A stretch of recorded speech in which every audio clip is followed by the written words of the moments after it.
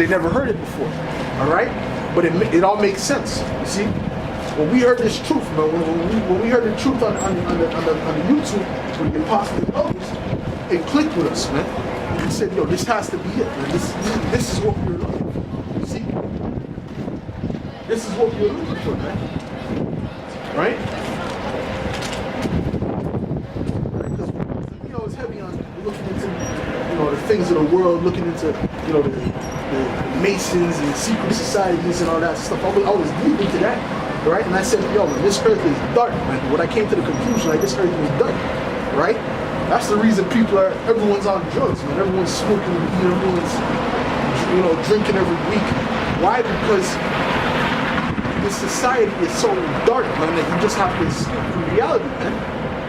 Even though these people don't want to admit it, but that's what it is really, all right? That's what it is really. They're really trying to escape from reality, man, because of the darkness of the earth. Yeah. All right? Yeah. Due to who? Due to the rulers of the earth. Due to who's in power, the vibration that's in power. All right? And this is really the vibration in the rulership of Cain. All right? Because the Edomites are really the descendants of Cain coming back in the spirit. All right?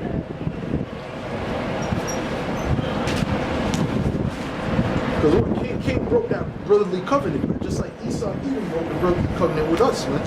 Alright? And he killed his brother, right? Cain killed his brother. And what? Esau been killing us for the longest, man. And Esau and Jacob were what? Were brothers. You see? This is Job 9:24. It says, the earth is given into the hand of the wicked, covered the faces of the judges thereof. If not, wherein was he? Alright, so the earth was given into the hands of the wicked by Yahweh Hashem Yahushai. Yahweh Hashem Yahushai gave the earth into the wicked's hands for the time of judgment. You see? Okay? So we know why the earth is in darkness. It's in darkness because the people who are ruling are dark spirits. They're wicked, evil spirits. Alright? Which is known as the nation of Edom. Okay?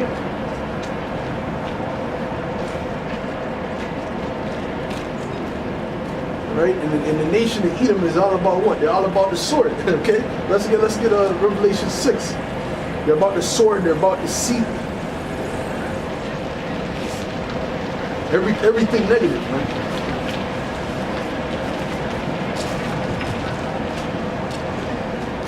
Matter of fact, let me get Revelations 20 first, then I'll jump to 6. This is Revelations 20, verse 1. And I saw an angel come down from heaven, having the great key of the bottomless pit in his hand, right? And he laid hold on the dragon, that old serpent, which is the devil and Satan, and bound him 1,000 years. And that old serpent too, that's Esau. All right? That old serpent is the so-called white man. All right? Going back to the garden, right? Because that wasn't an actual serpent that spoke with Eve, man. It wasn't an actual snake that came up the top. No, that was a man with snake-like characteristics, man. And it wasn't a fruit that she ate. It was a food for thought, so to speak. It was a philosophy that she was given. Okay? That's why he said it was a knowledge of good and evil, man. That wicked spirit, that wicked root that's in the Edomites today, that's what was in the garden, man. That deception that they come with, that was what was in the garden. You see what I'm saying? And it says, and bound him 1,000 years and cast him into the bottomless pit. The bottomless pit is speaking about Europe, because Europe is a place that's void of agriculture. It's void of natural resources. Okay, that's why it's known as the bottomless pit. So Esau Edom, right, the so-called white man, was bound for 1,000 years, which means he couldn't come up out of rulership, man. All right, couldn't come into rulership. All right, because during 1,000 years we were ruled. Right, they don't tell you that, but during 1,000 years the Israelites, the so-called Negroes specifically, were ruling Europe. Okay, so the Judah, Benjamin, and Levi, we were ruling Europe for that time. Okay?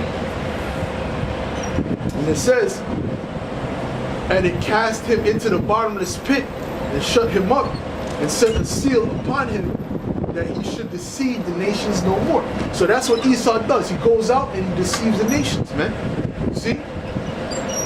Till the 1,000 years should be fulfilled, and after that, he must be loosed a little season, man. So now this is that little season where he's loose. This is that little season that he has to deceive the earth, all right, and to bring death and chaos, man, and the wickedness and madness, all right. That's what he's doing right now. Okay, that's why the earth is all polluted. 1/3 of the water is polluted, all right. But they're producing plastic, which is not biodegradable, man. Right? The people are complete in a rat race, right? In complete oppression. They don't even know they're in oppression, man. Right? But they can't take 7 days off to relax. That's not how you're supposed to live, man. That's not how the earth used to be. People they never used to live like that. You have to work every week, wake up at a certain time. And, come on, man. That's oppressive, man. You should be able to have your own land, your own, you know what I'm saying? Your own cattle, right?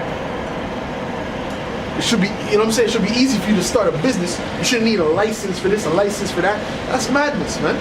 Okay? But that's how Esau Edom has it, man. He has it in a complete oppressive state. Let's get Revelation 6. Right? This is Revelation 6, verse 4. And it reads, "And there went out another horse that was red," all right? And this horse represents the Edomites, all right? Because what does the word Edom mean? Edom means red. All right, so it said another horse that was red, which represents the Edomites, all right? It says, and power was given to him, all right? So the power is given to them, right? They're in power, they're in rulership right now. So the power was given to him by the Most High, right? That sat thereon to take peace from the earth, all right? And that they should kill one another, and there was given unto him a great sword. So Esau Edom, right, was put in power to do what? To take peace from the earth, man. Okay, because the earth was pretty much peaceful in the time pre-Renaissance period, man. Okay, people were basically chilling. There was little wars here and there. But it wasn't at this level, man. Now there's war every single day, 24/7, man. Basically every year, man. There's a war going on, man. Okay? Since these Edomites have been in power. Why? Because I just read it. Esau was created to do what? Take peace from the earth. Right? When he came to here to the Native Americans, what did he do? They didn't have a form of warfare like that. They weren't really into warfare like that. Even Christopher Columbus said that. They're not prepared for war because they weren't living like that. They weren't warring with people every day, man. Right? They said, oh, because what Esau likes to do, he likes to point the finger. When he's on a hot seat, he likes to point the finger at other people.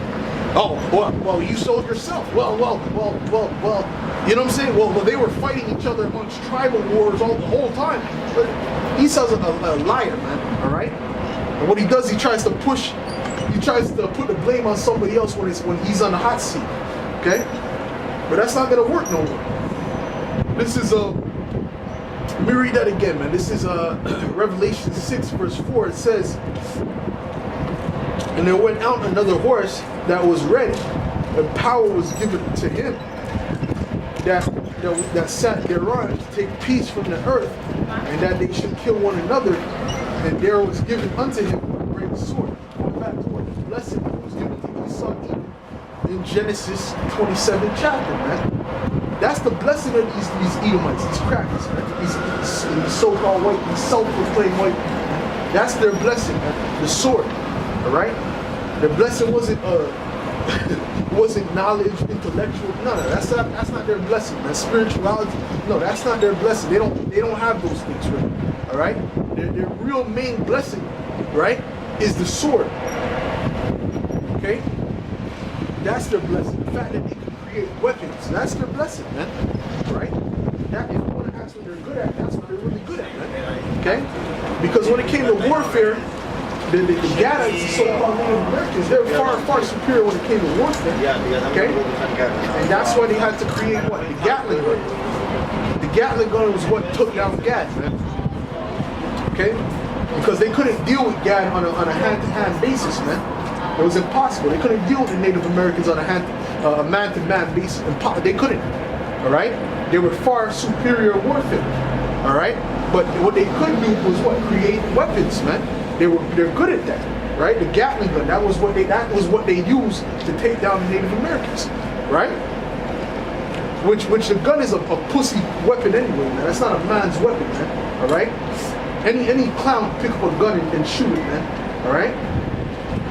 But it takes somebody with skill to really take up a sword and wield it, man, or a spear or a bow and arrow, man. That takes skill. All right.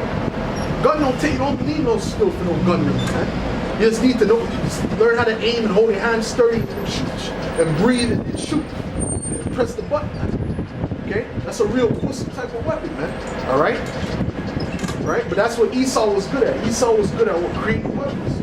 That's how he took down Gad.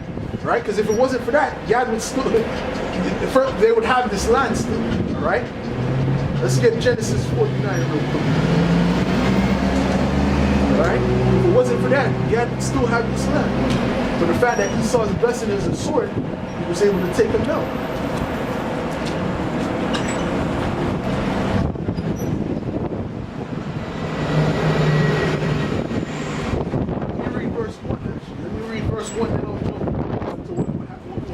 What the prophecy was on Gad.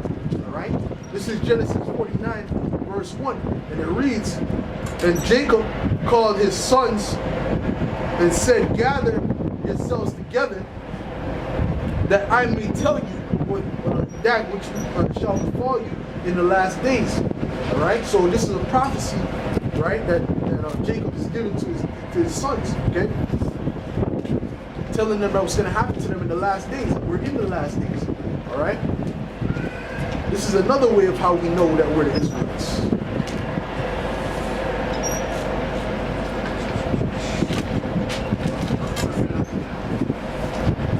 And that's why we believe High Priest Ariah is still